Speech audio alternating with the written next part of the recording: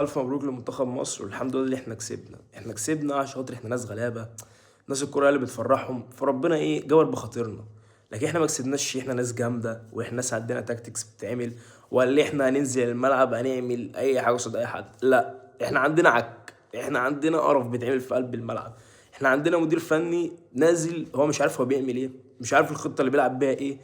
عارف ان هو غلط فحب يصحح من غلطه. ماشي، انا معاك يا عم وايدك طول ما انت عارف ان انت غلط وهتصحح من غلطك. ماشي تمام، هسقف لك على كده.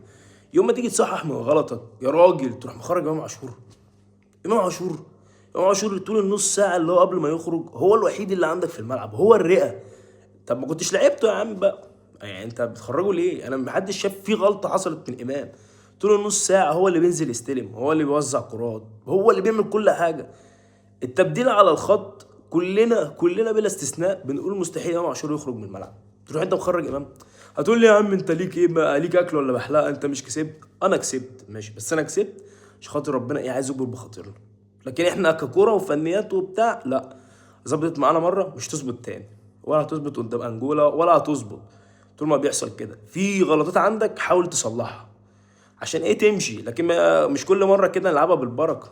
وكل ده بقى كوم، وحسام عم يجيد كوم تاني. ايه يا عم حسام؟ ايه يا متيب الغلابه؟